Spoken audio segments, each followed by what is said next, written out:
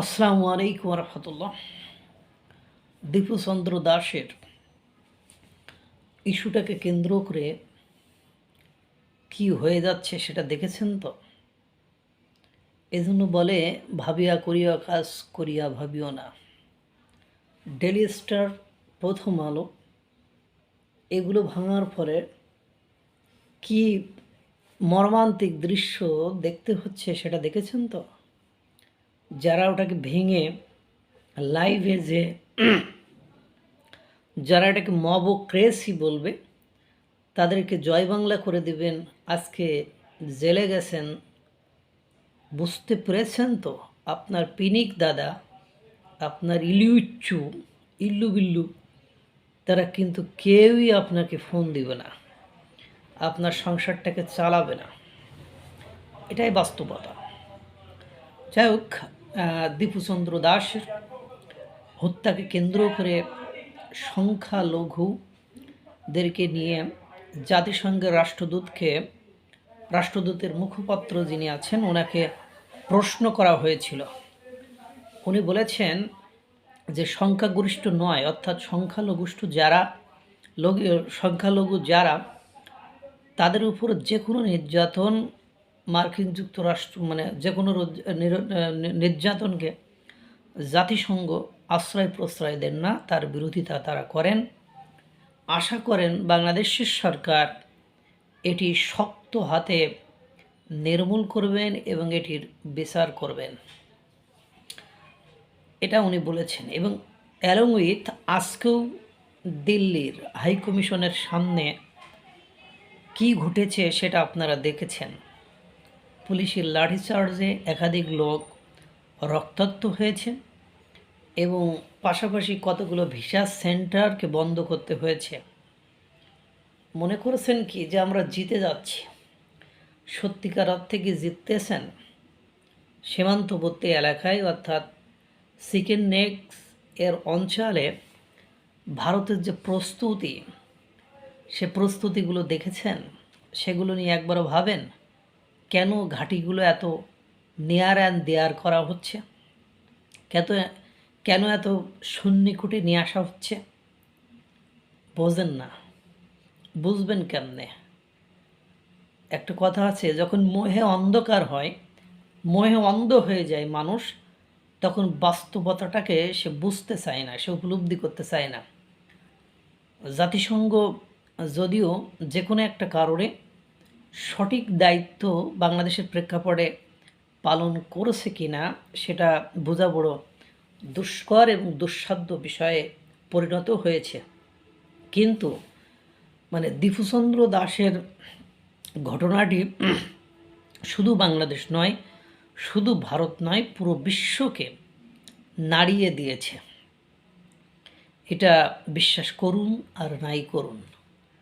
রাজনীতি যেমন ওসমান হাদির ইস্যুটাকে কেন্দ্র করে ডেলি স্টার, বাংলাদেশের ডেলি স্টার, প্রথম আলো, ছায়ানট, ওডিসি, ইন্দিরা গান্ধীর যে প্রতিষ্ঠানগুলো সেগুলোকে নষ্ট করেছেন, ঠিক তেমনি দেখবেন দীপুচন্দ্র দাসের ইস্যুটাকে কেন্দ্র করে বাংলাদেশের ভাগ্য আকাশে কি ঘন ঘটা কালো মেঘ আবির্ভূত হয় এবং সেটি বজ্রপাতের পরে কিভাবে দুঃখের বৃষ্টি হয় সেটা আপনাদেরকে বুঝতে হবে। সবসময় উত্তেজিত হওয়া ভালো নয়। ইসলাম, আমরা বিশ্বনবী সাল্লাল্লাহু আলাইহি সাল্লামকে ভালোবাসি, মহান আল্লাহ তাআলাকে ভালোবাসি, কিন্তু তাকে কেউ কটূক্তি করলে আইন হাতে তুলে নেওয়ার ক্ষমতা মহান আল্লাহ তাআলা আপনাকে দেই নাই। সেটি আপনার দেশের প্রচলিত আইন অনুযায়ী করতে হবে। যেহেতু আপনি আপনার দেশের প্রচলিত আইনের দ্বারস্থ হতেন, আপনারা দেশের যদি ওই ধরনের ঘটনা ঘটত, অবশ্যই এই পর্যন্ত এখনও প্রমাণ পাওয়া যায়নি ওই ধরনের ঘটনা ঘটেছে। যেহেতু ঘটে নাই, সেহেতু তারপরেও যদি ঘটে থাকতো, আপনারা আইনের দ্বারস্থ হতেন। আইন, বিচার, আদালত তারা যদি যথার্থ শাস্তি না দিত, পরকালে তাদেরকেই জবাবদিহিতা করতে হতো। কি নেই এ বাংলাদেশে? ইসলামে তো ডান পাশ দিয়ে চলার কথা, আপনি কি চলতে পারেন ডান পাশ দিয়ে? পারেন না তো। কিন্তু তাই বলে তাহলে এই দায়টা কার? আপনি সরকারের। সরকার এই নিয়ম চালু করেছে, এ দায় তো আর আপনার নয়। সুতরাং আপনি বড় বেশি ইমানদারগিরি দেখাচ্ছেন। ইমানের কয়টা নিয়ম, কয়টা পদ্ধতি আপনি মানছেন?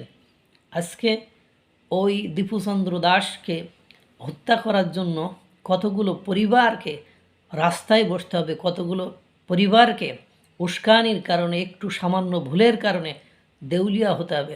একটা দেশকে কতটা ক্ষতিপূরণ দিতে হবে, একটা দেশের যে কতটা ক্ষতি হবে, সেটা হয়তো বা এখনও আপনারা অনেকেই গেস করতে পারেননি। জাতিসংঘের বিবৃতি এবং আরও কত জায়গা থেকে বিবৃতি আসে, এবং কয়েকদিন ওসমান হাদিকে নিয়ে বাড়াবাড়ি করতে যেয়ে কত কিছু আমাদের ক্ষতি হলো বাংলাদেশের স্বাধীনতা সার্বভৌমত্বের, তা আপনারা হয়তো উপলব্ধি করতে পারছেন না। এই যে ডেলি স্টার, এই যে ছায়ানট, এই যে ওডিসি, এই যে প্রথম আলো, এগুলো ভাঙলেন। ওই দিন রাতেই দীপুচন্দ্র দাসকে হত্যা করলেন।